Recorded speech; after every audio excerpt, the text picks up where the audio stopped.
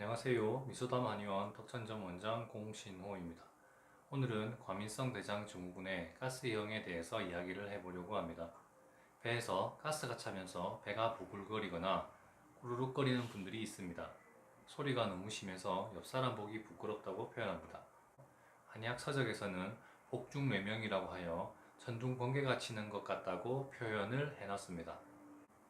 방귀가 너무 자주 나와서 생활이 불편하다고 호소하기도 합니다. 트림이 작거나 가스가 차면 배가 부풀어 올라 임신한 것 같다고 호소하기도 합니다. 문제는 이렇게 불편한 증상이 있는데 검사를 해보면 아무런 문제가 없다고 진단을 한다는 것입니다. 대장 내시경으로 대장 속을 살펴봐도 아무런 염증이나 궤양이 없습니다. 간혹 용종이 있다고 해서 떼내도 여전히 불편한 증상이 지속됩니다.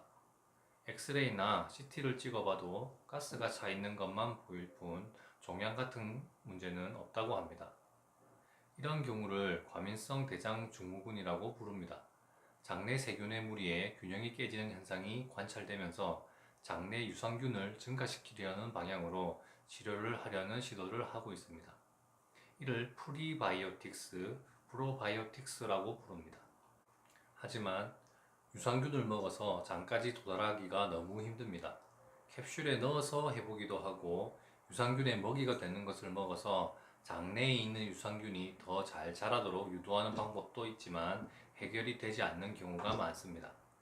그래서 계속 불편한 증상을 호소하면 신경성이라고 하여 정신과 약을 처방받다가 이래서는 안 되겠다 싶어서 한의원을 찾는 경우가 많습니다. 한의원에서는 과민성 대장 증후군의 원인 중에 하나로 담적을 말하고 있습니다. 습, 땀, 벽, 식적, 적취라고 기록하고 있고 이것을 묶어서 담적이라고 부릅니다.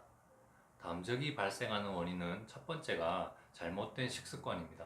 두 번째가 항생제나 스테로이드제의 소염 진통제 남용입니다. 세 번째가 과도한 스트레스 때문입니다. 담적은 대장 속이 아니라 외부가 딱딱하게 굳어지는 병입니다. 그래서 내시경 검사를 해도 염증 궤양이 없고 암도 아니기 때문에 초음파 CT 검사를 해도 이상이 발견되지 않습니다. 담적병은 배를 진찰해보면 딱딱하게 굳어진 부위가 있습니다. 대장의 병인 만큼 배꼽 양옆 부위나 대각선 아래 부위가 딱딱하게 굳어져 있습니다.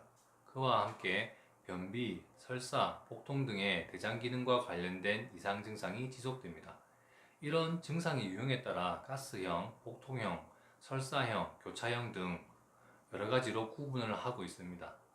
가스가 많이 차는 증상 위주의 과민성 대장 증후군은 말 그대로 가스가 차면서 그로 인한 불편한 증상이 발생합니다. 그리고 이런 증상들은 음식에 의해서 더 악화되는 경향을 보입니다. 그중 특이한 증상은 옆구리 통증입니다. 특히 왼쪽 옆구리의 통증은 그 부위에 다른 장기가 없기 때문에 이런저런 검사를 다 해보고도 췌장 쪽 검사까지 해보고도 이상이 없다면서 내원하는 분들이 많았습니다. 그 밖에도 처음 말씀드렸던 가스팩만으로 인한 여러가지 불편한 증상은 담적 치료를 통해서 해결할 수 있습니다. 담적을 없애는 치료를 통해 대장의 기능이 회복되면 가스가 차는 것이 줄어들면서 관련된 증상이 호전되어 갑니다. 담적이 없어지면 배를 진찰할 때 굳어져 있던 부위가 점차 사라지게 됩니다. 그래서 눌러도 아무런 불편함이 없어지면 치료를 마무리합니다. 술, 커피, 밀가루 음식 같은 담적의 원인이 될 수 있는 음식을 먹었을 때 다시 배를 진찰해보고 굳어지는 부위가 없는지 확인하는 것도 중요합니다.